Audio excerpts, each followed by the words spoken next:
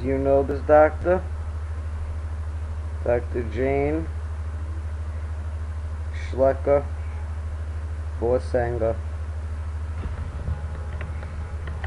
This is the doctor that I'm referring to that had an inappropriate affair with me and subsequently ruined my life.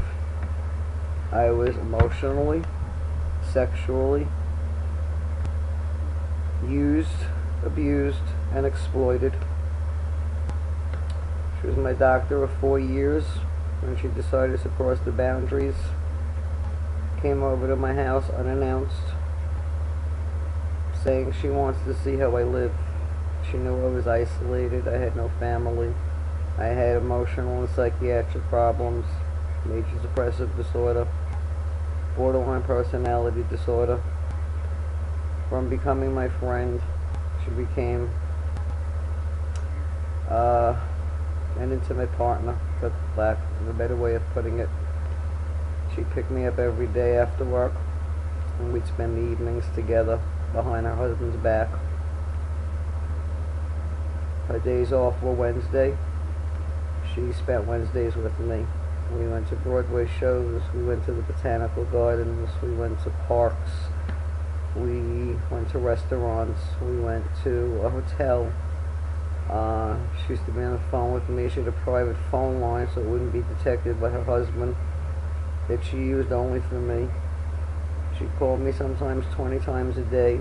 There was one time she called me 16 times in under an hour because I was upset with her and chose not to pick up the phone. She'd call at 2 in the morning, she'd call at 12 at night, she'd call at 6 in the morning. She'd text me to let me know when her husband was leaving the house and that she'd be right behind him, and she'd often meet me in the mornings. I can't say with exact accuracy how long this relationship / affair lasted. It was probably the better part of a year until she was finally caught by her husband and given an ultimatum that she had to choose between her relationship with me and her relationship with her and her family.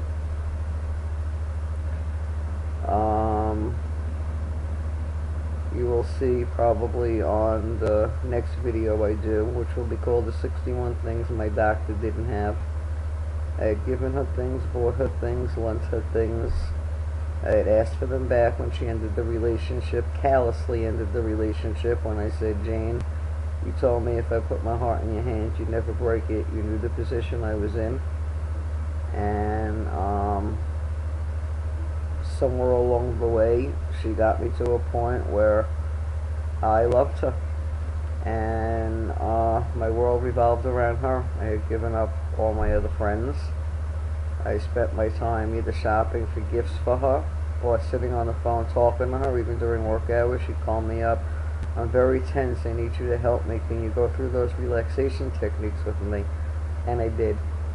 And I'd sit there, Jane, calm down, take a deep breath, inhale, take a deep breath, exhale, roll your head around from bringing your chin to your chest and going around from your right ear to your right shoulder, etc., etc. While she had patients in the office, and I said, what about the patients in the office, Jane? Oh, it's okay, they'll wait for me. There was one time she even kept her phone on speakerphone in her pocket and let me listen to a whole patient intake and examination, which is breaking the HIPAA rules. She abandoned me when this was all over and never set me up with another doctor, which meant I was left without necessary medication and anyone to call if I were in trouble. I'm a diabetic, that's what she was treating me for. And in the last couple of months of our relationship I had also developed a lesion on my nose that I asked her about, and she said, it's nothing. Well, I guess laying in the back seat of her Chevy Suburban in the moonlight, she couldn't see it good enough to tell whether it was or wasn't something. Never sent me for the appropriate tests, and it did wind up being squamous cell carcinoma in my nose, which I had to have Mohs surgery for. But This is how impaired her judgment became once she crossed the boundaries and entered into a relationship with a patient. And the AMA says it's never acceptable for a doctor to have a relationship with a patient, and it also states that it is never within the patient's purview to give informed consent because of the inequity of the power that the doctor holds over the patient. And me especially being someone that was extremely vulnerable before she even got involved with me and knew my circumstances and was warned by my therapist. My therapist called her up and told her that what she's doing is inappropriate, and especially with a patient like me, it's almost tantamount to that senior citizen in a nursing home that the staff knows has no family to come visit, and they just beat them and bruise them, and there's not going to be too many people around to be able to report it, or even tantamount to what goes on in an adult home, or going back to the days of Willowbrook when patients were abused, and again, there was really no one around to see it or report it until, God bless Geraldo Rivera, went in and uncovered the story. There's educators out there who, for less than what this doctor did to me, have lost their license to teach, have lost their jobs.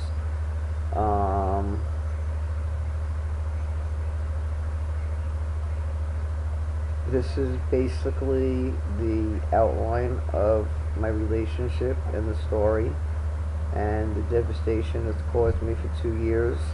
The walls you're looking at behind me are my bedroom wall.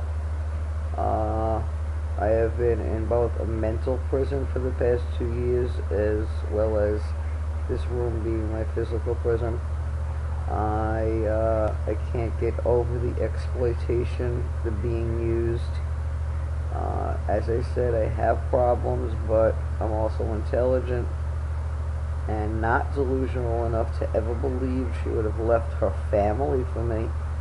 I was okay with running around, sneaking around, meeting her behind her husband's back. This is what she claimed to want to do. I have voicemails and emails that say, I want to spend time with you. It is not a sacrifice. This is what I want to do. I've never met anyone like you. I've never met anyone that has as much love to give as you do. I never met anyone that's as accepting as you are. That even when I mess up, you're always there to accept me and forgive me, and if I fall, you'll always be there to pick me up. And I spent more time, I guess, reassuring her that I wouldn't abandon her. That was also a fear of hers. I believe she also suffers from a personality disorder, which is why she's been mandated to go see a therapist by the licensing board.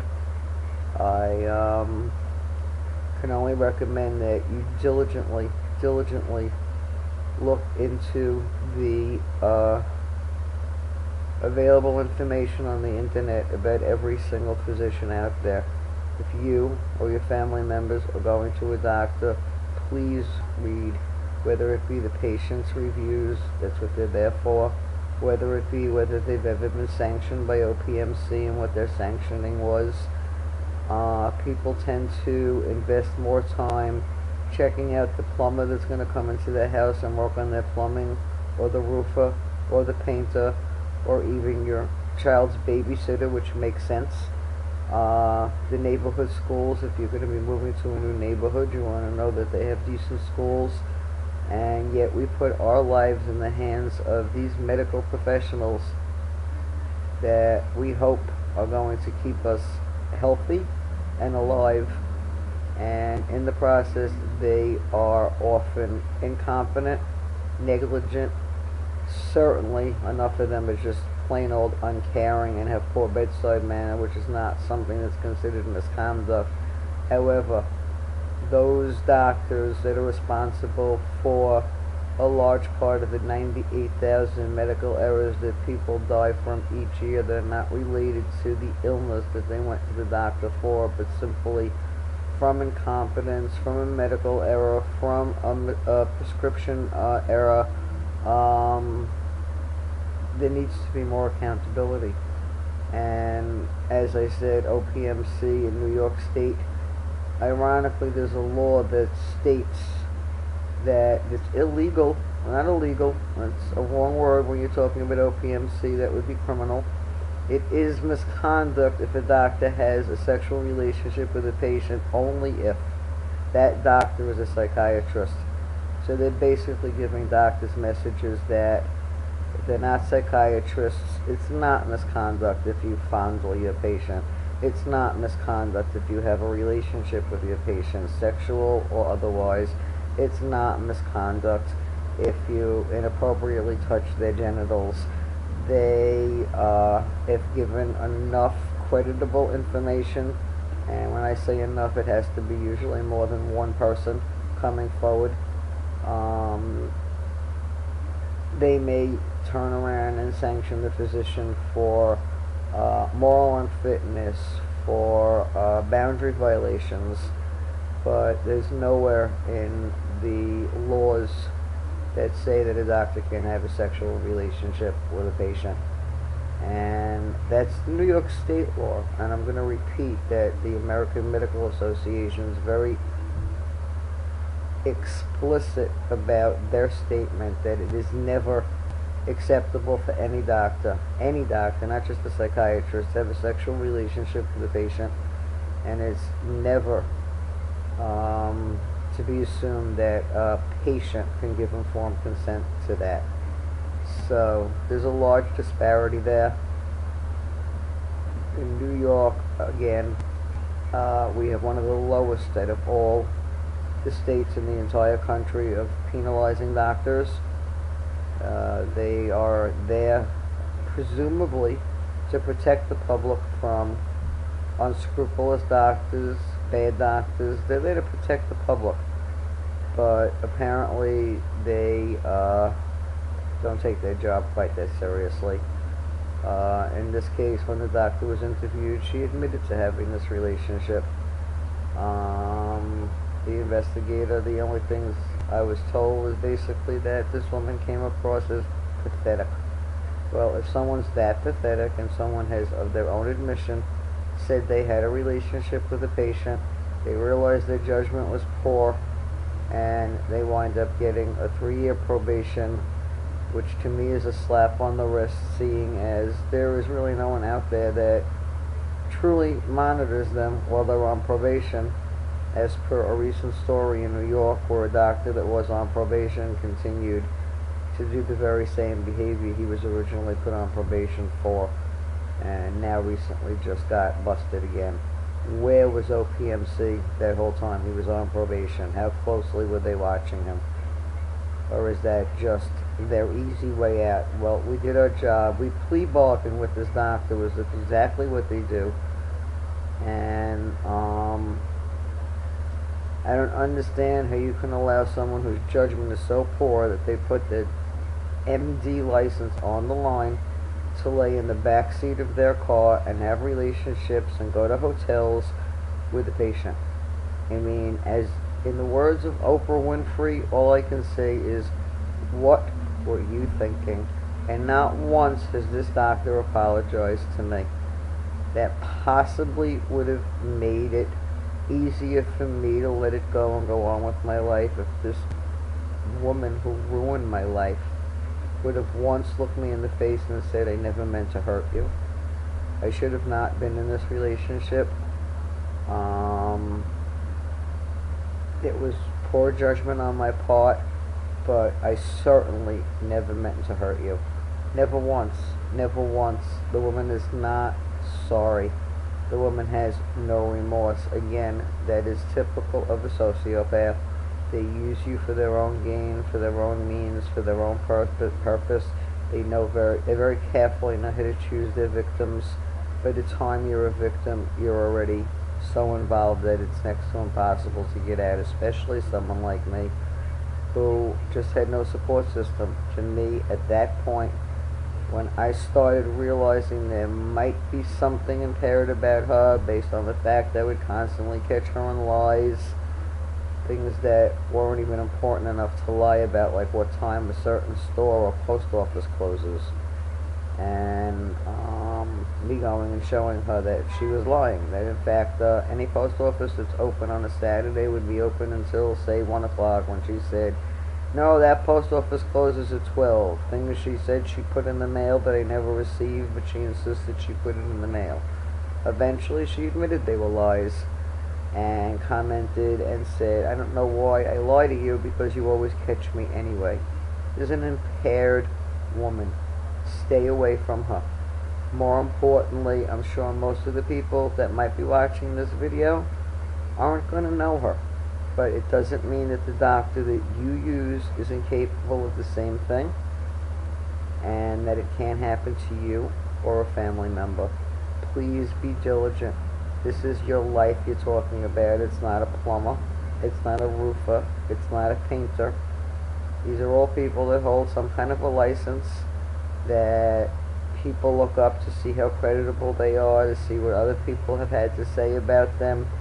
Do that about your doctor. You're putting your life in their hands. Don't let what happened to me happen to you or anyone you love. Thank you for listening. Again, my name is Michelle.